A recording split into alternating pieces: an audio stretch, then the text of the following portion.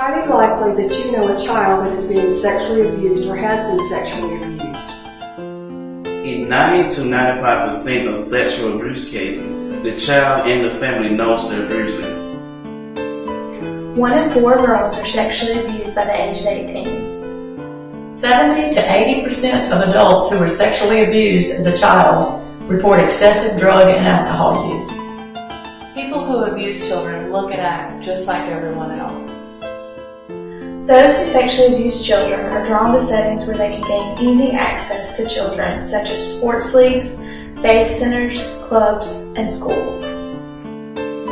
1 in 5 children are sexually solicited while on the internet. It's likely that you know an abuser. The greatest risk to children doesn't come from strangers, but from family and friends. My name is Stephanie Bryant, and I'm here to talk about the Child Advocacy Center and the difference that it can make in the lives of a family and children that are being sexually or have been sexually abused. 20 plus years ago, when I was 13, I was sexually abused by my stepfather. Sexual abuse is devastating, and there's a lot that a child carries around with that. A lot of shame and embarrassment, and people just not willing to talk about it. And here, children and families have a safe place to talk about it. My name is Jay Jones. I'm the sheriff here in Lee County. I became first involved with the concept of the Child Advocacy Center in the 80s.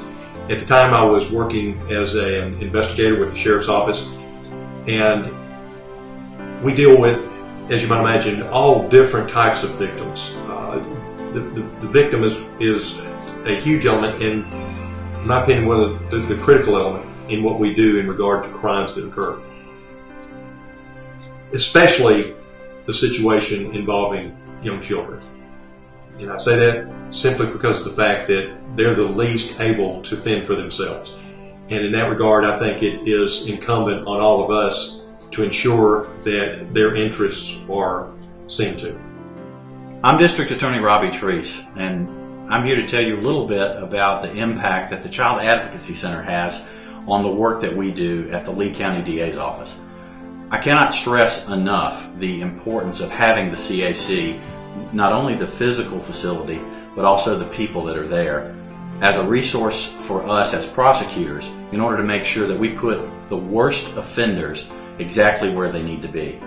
Part of the issue in every such case is the fact that, unfortunately, children are victims too. And the court system isn't exactly designed to take care of those children's needs during the time where they have to testify in front of a grand jury or in other preliminary matters, and certainly when they have to testify at trial. We are required in many cases to put those children on the stand.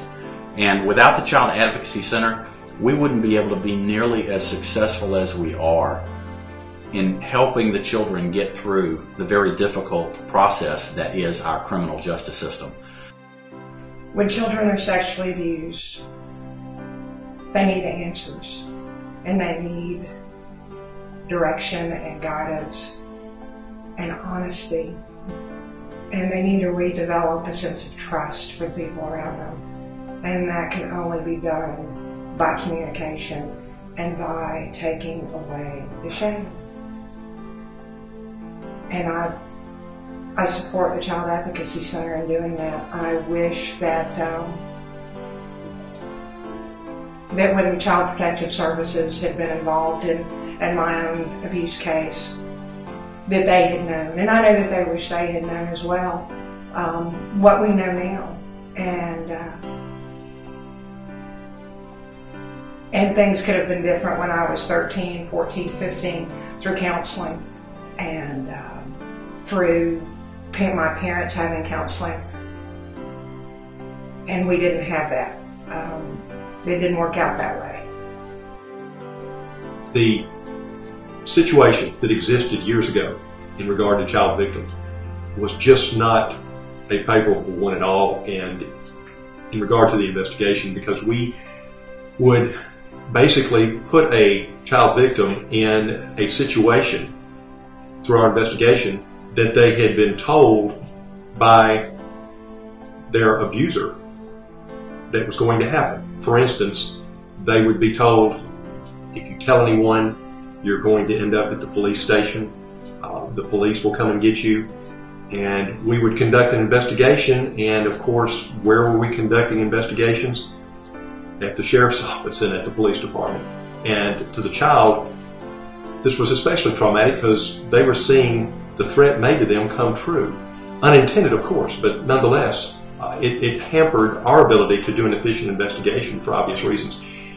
The Child Advocacy Center having a special place for children to come, to be interviewed, for their needs to be seen to, away from a institutional type of setting at a police station or a sheriff's office.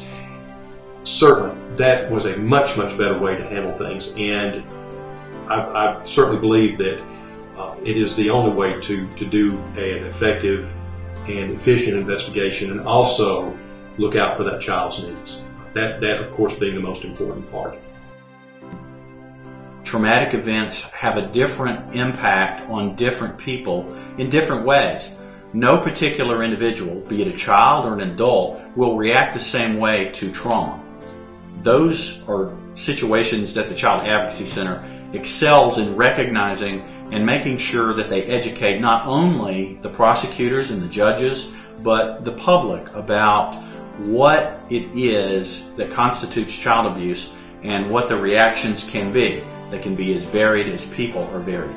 That's important from a prosecution perspective, particularly because we need to know exactly what kind of person we're dealing with in terms of the child's reaction, and we need to be afforded every opportunity to meet with these children as early in the process and as often in the process as is possible. We want them to have the same prosecutor the entire time, and we wouldn't be doing these things unless we'd had the training and the know-how that in large part we get from the good folks at the Child Advocacy Center. The moment that a child comes into the Child Advocacy Center and begins to open up and be able to talk with their family about what has happened to them, and it takes away their shame, that's the life-changing moment for them. It doesn't have to be that the sexual abuse defines them. They can be changed by being able to communicate and not being full of shame.